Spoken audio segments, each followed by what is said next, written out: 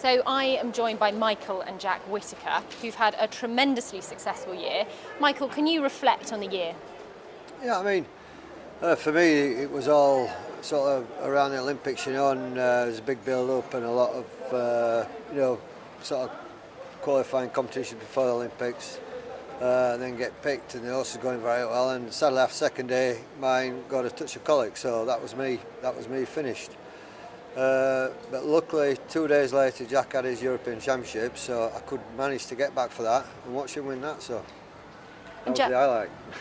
Jack, how about your year? Talk us through that. It was unbelievable. I couldn't ask for a better year, really. Like, at the start of the year, I won a few good Grand Prix out abroad, and then I went to Europeans, and that was just a highlight, really, winning the individual there and getting a team bronze as well. It was a very, very, very, very good way to round it off, really. Like, everything been building up to that, and then just see it all pull off was very, very good. Now, you were pretty much born on a horse. Can you remember your earliest memory on a pony? I reckon I say that my earliest memory is getting booked off by a little Shetland pony. I remember that, but it's still a good feeling, I think. And has it always been horses, or have you ever thought about, I want to be a footballer or anything else? I say there's one stage when I thought I could be a footballer, but it just never really worked out. I've always wanted to be with horses, really. Like I've never been pressured into it, but I've always been like kind of showing that direction. That's only what they really know. So it's a nice way to go. I really like it, so I won't change it. And Michael, do you actively encourage him to go to school to keep going with his lessons? I wouldn't say. I think that's my mum's department. He gets on pretty well at school, but for me, the sooner he can leave, the better. But I say that's the mum's department. So. But it's very difficult, isn't it, for youngsters in show jumping now? I mean, the nature of the sport has changed dramatically during the time you've been involved. It's hard for them, isn't it? Yeah, it is very hard. It's tough. It's a tough sport.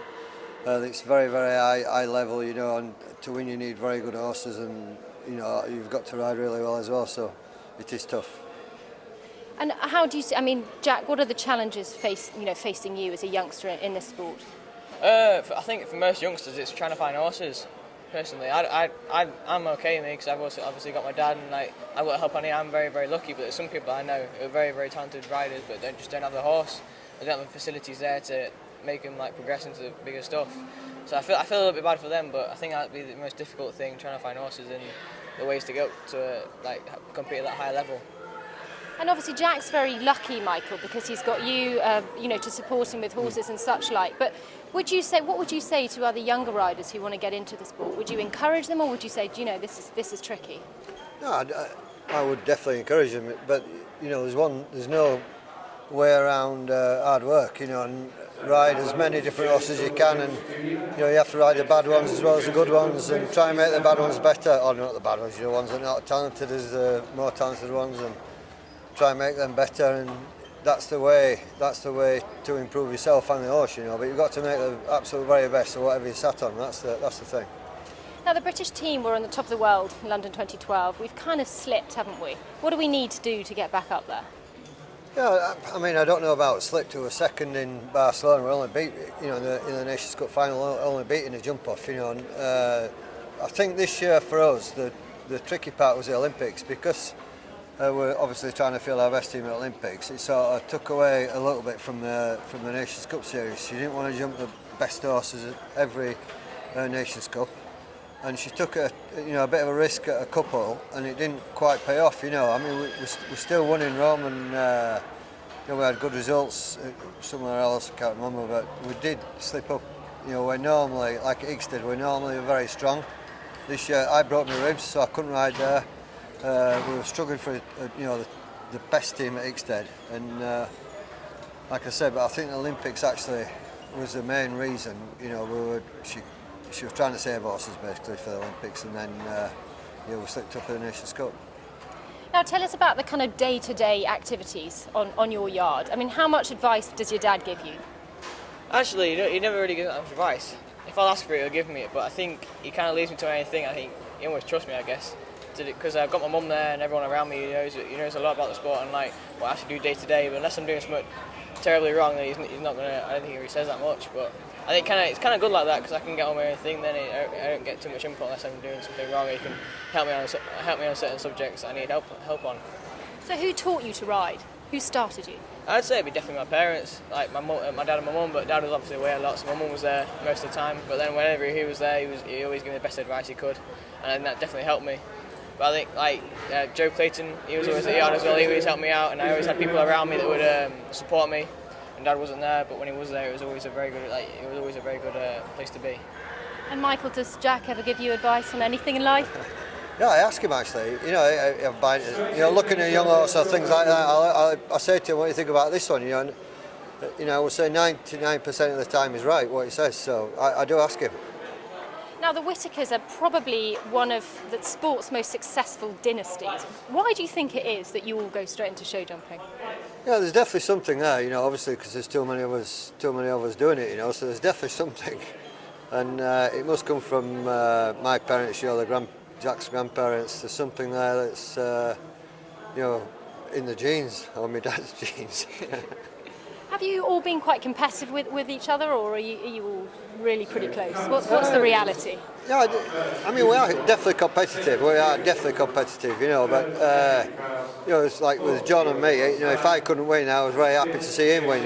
I think vice versa. We're always very happy to see each other win. But we'll be trying our best to beat each other at the same time. You must see each other obviously a hell of a lot on the circuit, but do you have like festive events, Christmases and stuff together? Do you all get together? Yeah, we do. We sort of meet up on Boxing Day. My brother Stephen's his uncle, and there's always plenty of people there. Plenty of Whitakers anyway. But I'm sick of seeing most of the time. So. Jack, do you get advice from any of the other members of your family? Oh, definitely. They're always there to support me. Like if my dad's not there or something, I can always ask them if I ever need any support or anything like querying. Then they're always there to help, and they've always been there. I think it's a very good feeling to have someone like a family that's so close and so many of us. It's just I just like the feeling of it really. And Michael, how would you say you and John differ as riders? I think in the early days we differed a lot. I think I was much more aggressive and he was a lot quieter than me. But now I think we've sort of balanced out a little bit, and I don't think there's that much difference now. I think we have to ride basically whatever we're on, and you have to adapt to that horse. So I think now I'm not sure there is that much difference. At the beginning there was a big difference. Now we're here at Olympia, the London International Horse Show. Jack, you were saying earlier you think you've been to every one of these.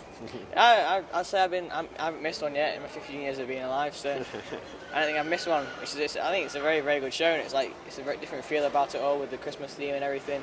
It's a very, very nice place to be around this kind of time. Do you remember is there a year particularly that was the kind of highlight for you? There's been a few years. I think 2 or 3 years ago there always used to be me, Peter Charles' kids, all the top riders' kids used to be together. It's not so much the same now, but it's still very, very good. What about you, Michael? What's your kind of earliest memory of competing here?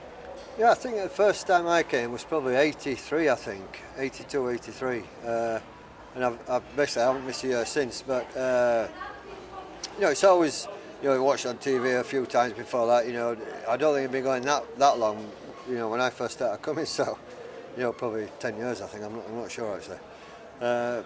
But you watch it on TV and it's somewhere you always wanted to go, and the first few years you're here, it's like you're a bit starstruck, stage struck. So now I'm, I know exactly what to expect and everything, so I just get on with it now.